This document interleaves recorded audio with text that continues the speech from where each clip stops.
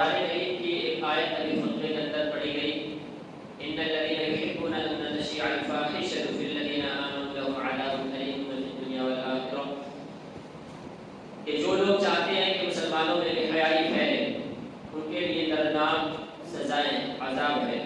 اسلام نے حیا اور پاک دامنی کی تعلیم ہر جگہ پر دی ہے اور اس کے اتنے زیادہ اصول و ضابطے بنائے ہیں، اگر کوئی آدمی عادل پر بھی عمل کر لے تو اپنی عزت و آبرو کو بھی محفوظ رکھ سکتا ہے اور اپنے ایمان کو بھی محفوظ رکھ سکتا ہے۔ آج ہم جس دور میں زندگی گزار رہے ہیں یہ بہت زیادہ ہی فتنہ و فساد کا دور ہے، اتنا زیادہ کہ یہ غفلت جو ہماری چل رہی ہے یہ تو بالکل ہی ناقابل قبول ہے، اور یہی وجہ ہے کہ ہمارے مسلمان بچے اور بچیاں کفر و ارتداد کا شکار ہو رہی ہیں۔ پچھلے جمعے سے لے کے اب تک میں 3-4 ایسی خبریں، وہ بھی مجھے اتنا شوق نہیں ہے کہ میں نیوز سنوں یا اخبارات پڑھوں، مجھے شاید کبھی کسی نے دیکھا بھی نہ ہو اخبارات پڑھتے ہوئے، لیکن جو اہم اور ضروری خبریں ہوتی ہے وہ کسی نہ کسی واسطہ دروازہ پہنچ ہی جاتی ہے کہ کس طرح بے حیائیوں کا ماحول گرم ہو رکھا ہے، کس طرح کفر و ارتداد کا ماحول گرم ہو رکھا ہے، کہ وہ حضرات کس طور پر مسلمانوں کا دین و ایمان چھیننے کے لیے لگے ہوئے ہیں۔ یہ ہر ہفتے ایک نہ ایک 2-4 خبریں آتی رہتی ہیں، پھر بھی ہم غافل ہوتے ہیں۔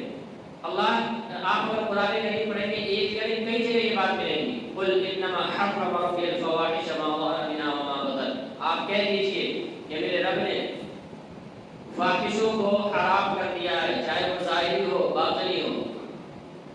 لا تقربوا الزنا انه كان فاحشا، زنا کے قریب مت جاؤ کیونکہ یہ بھی بے حیائی اور فحشات میں سے ہے۔ یہ وہ گناہ ہے کہ جو اپنے ذات تک محدود نہیں رہتا، ایک گناہ آپ کریں گے، اس ایک گناہ کو کرنے کے لیے آپ سینکڑوں گناہ پہلے ہی کر چکے ہوں گے، اور ایک یہ گناہ ہو گیا تو یہ ایک گناہ سینکڑوں گناہوں کی طرف آپ کو کھینچ کر لے جائے گا، آپ کو دعوت دے گا۔ اللہ کے رسول صلی اللہ علیہ وسلم کی حدیث میں بات اور بھی زیادہ صاف اور وضاحت کے ساتھ ہے۔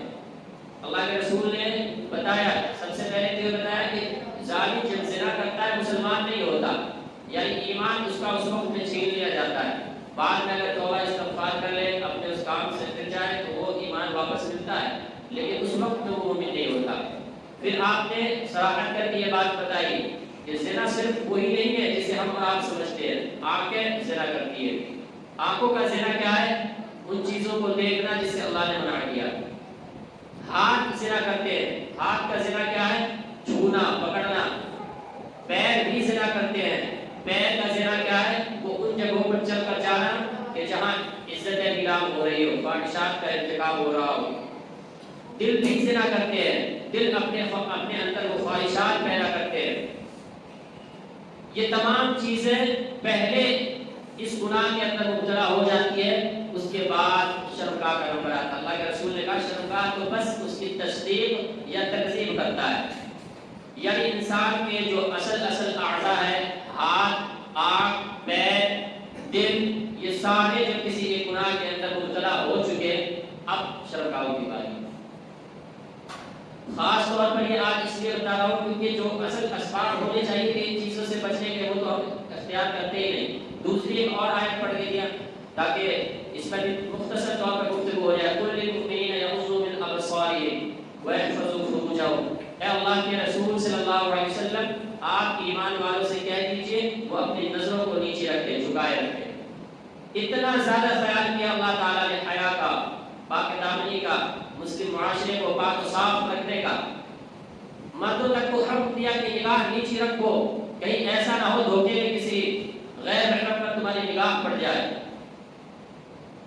یہی سے ابتدا ہوتی ہے، شروع ہوتی ہے۔ اکثر لوگ آنکھوں سے اچھائیاں بھی سیکھتے ہیں، برائیاں بھی سیکھتے ہیں، دیکھ دیکھ کے بھی اچھائیوں کی طرف آتے بھی، برائیوں کی طرف جاتے بھی ہیں۔ اللہ تعالیٰ نے یہاں پابندی لگا دی، نظریں دیکھ کر اٹھانا، ایسے نہیں اٹھانا، عام حالات میں چلو، نگاہ نیچے کر کے چلو۔ لا يخلون رجل بامرأة الا ومعها ذو محرم، یہ اللہ کے رسول کی حدیث میں ہے کہ کوئی آدمی کسی عورت کے ساتھ تنہائی میں نہ آئے جب تک کہ اس عورت کے ساتھ اس کا محرم نہ ہو، یعنی اگر ضرورت پڑ گئی کوئی بات کرنے کی، کوئی ایسا مسئلہ پیش آ گیا تو عورت کا محرم اگر اس کے ساتھ ہے تب تو تم ان سے بات کر سکتے ہو، ان کے پاس جا سکتے ہو، وہ بھی ضرورت کے وقت، ورنہ بات کرنے کی اجازت نہیں۔ لیکن آج مسجد، ابھی ایک ہفتے پہلے کی بات ہے، جو خبریں نظروں سے گزری، یہاں سنبل جہاں مسجد کا معاملہ چل رہا تھا، اویو کے اندر 5 مسلم لڑکیاں پکڑی گئی، 5، اور وہ 4 غیروں کے ساتھ، ایک مسلمان کے ساتھ۔ آپ اور مجھے یہ بتانے کی ضرورت کیا ہے کہ اویو میں کیا ہوتا نہیں ہوتا ہے، وہ صرف اور صرف جسم فروشی کے اڈے ہیں، جہاں لڑکے بھی لڑکیاں بھی اپنی عزتوں کو نیلام کرنے جاتے ہیں اور کچھ نہیں۔ ہمارے ساتھ یعنی مسلم معاشرے میں ایسا ہوتا ہے جس کی تعلیمات کتنی زیادہ مضبوط ہے، غیر محرم اگر چچا کا لڑکا ہے اس سے بات کرنے کی اجازت نہیں ہے، پھوپھا کا لڑکا ہے، ماموں کا لڑکا ہے، وہ بھی غیر محرم نہیں بات کر سکتے، کہاں سے آپ کو اجازت مل گئی؟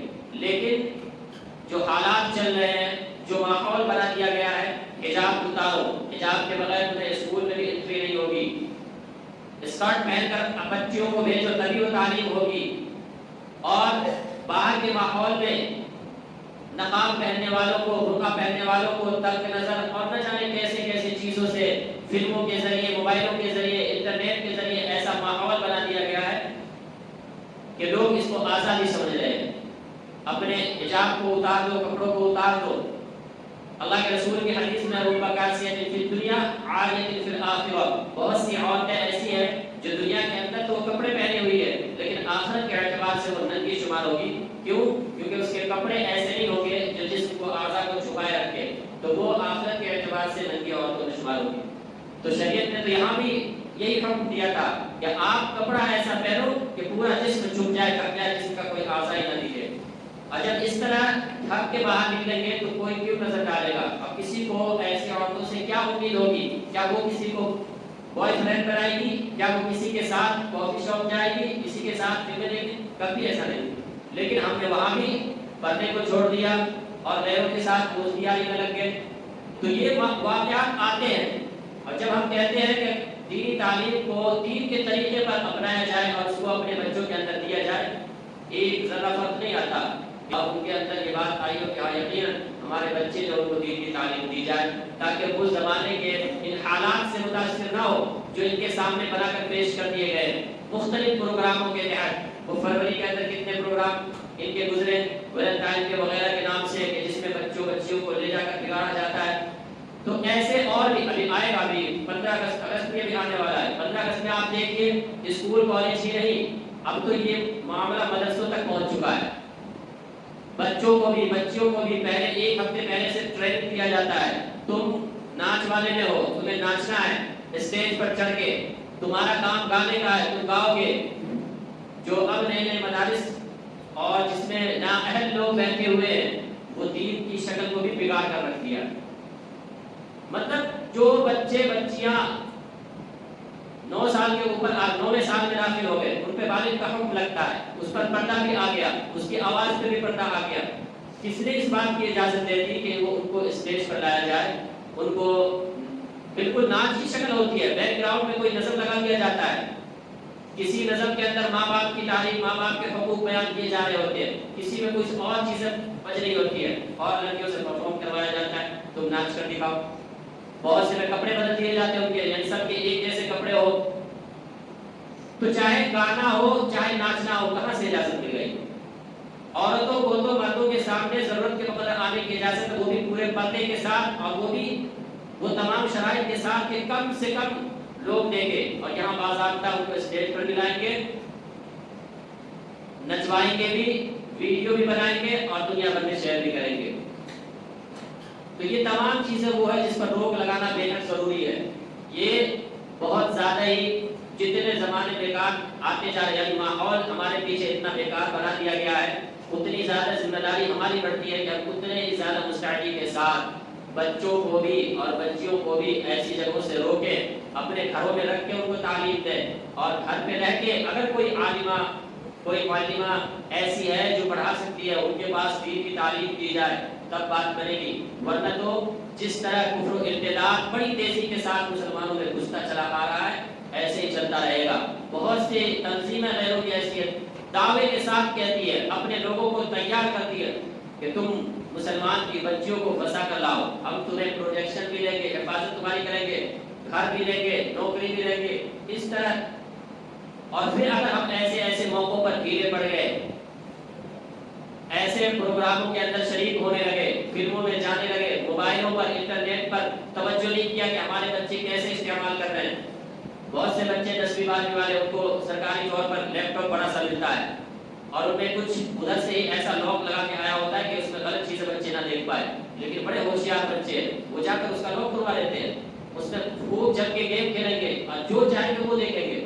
تو آپ اگر توجہ نہیں رکھو گے، میں اگر اپنے سوچ و فکر کے حد سے بتاؤں، سب سے زیادہ برائی ہمارے گھروں میں جہاں سے گھستی ہے وہ انٹرنیٹ اور موبائل ہے۔ باہر کے ماحول میں تو بچوں کو جانے کا موقع کم ملتا ہے، آدھے سے زیادہ دن اس کا اسکول میں گزر جاتا ہے، باقی بچا ہوا ٹائم ٹیوشن والے لے جاتے ہیں، اور اس کے بعد پھر سونا بھی تو ہے، تھوڑا سا فون بھی تو چھیڑنا ہے۔ تو باہر میں دوستوں یاروں کے ساتھ ملنا جلنا، اگرچہ دھیان رکھنے کی ضرورت یہ بھی ہے کہ دیکھا جائے ہمارا بچہ، ہماری بچی کن لوگوں کے ساتھ گھومتی پھرتی ہے، کہیں کوئی ایسی بچیاں غیروں کی، یا جس کو ہم کہتے ہیں کہ بگڑے ہوئے ہیں، جن کو ان چیزوں کی کوئی پرواہ نہیں، پتہ کسے کہتے ہیں، جس کو اس بات کی کوئی پرواہ نہیں کہ کس سے دوستی یاری کرنی ہے، ایسے لوگوں سے بچانا بہت ضروری ہے۔ لیکن سب سے زیادہ ضروری یہ ہے کہ موبائلوں پر، انٹرنیٹوں پر اور اس طرح کے پروگراموں میں جانے سے بچوں کو روکا جائے۔ عجیب سی بات ہے، مطلب فلموں اور ڈراموں دیکھ کر ان کو رونا آتا ہے۔ ابھی ایسی بھی خبریں دیکھنے کو ملی کہ ہمارے برقع پہن کر ایک تو لڑکیاں جا رہی ہیں فلمیں دیکھ رہے ہیں، اور وہ فلموں کے اندر ایموشنل سین دیکھ دیکھ کر رو رہی ہیں۔ اللہ معاف کرے، ہم کہاں جا چکے ہیں؟ ایمان ہمارا کہاں جا چکا ہے؟ ایمان دنیا کے اندر سب سے بڑی دولت ہے، لیکن جتنی قیمتی اور جتنی بڑی دولت ہے، اتنا ہی زیادہ مشکل اس کو بچا کر لے جانا ہے۔ لا تقوم الساعة حتى يقال اللہ اللہ، اللہ کے رسول کی حدیث میں قیامت اس وقت تک قائم نہیں ہوگی جب تک اس زمین پر اللہ اللہ کہا جاتا رہے گا، یعنی ایک ایمان والا بھی موجود ہوگا۔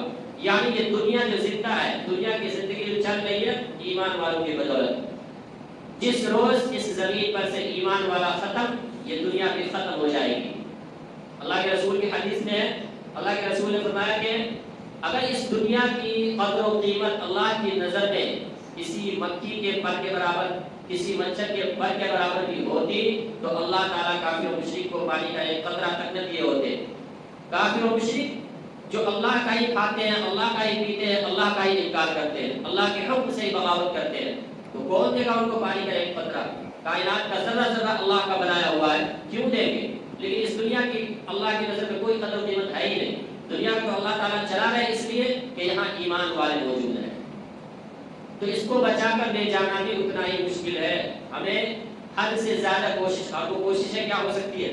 وقت چونکہ رہتا ہے کہ جو دل کھول کے باتیں ہو اور ساری باتوں پر تفصیلی گفتگو ہو، آپ کو سب سے پہلے تو اپنے گھر کا ماحول درست کرنا ہے۔ آپ ایک وقت ضرور بنائیے، آدھے گھنٹے پونے گھنٹے کا، کہ جس میں قرآن کریم کی تلاوت بھی ہو، جس میں مسائل بھی ہو، جس میں صحابہ اور رسول کی سیرت بھی بیان کی جاتی ہو۔ مکتب اگر جانے کے قابل بچے آئے تو ان کو مکتب سے ضرور جوڑیں، اور جتنی فکر آپ کو اسکول کی تعلیم کی ہے، نہیں زیادہ تو کم سے کم اتنی فکر آپ کو مکتب کی تعلیم کی بھی ہو۔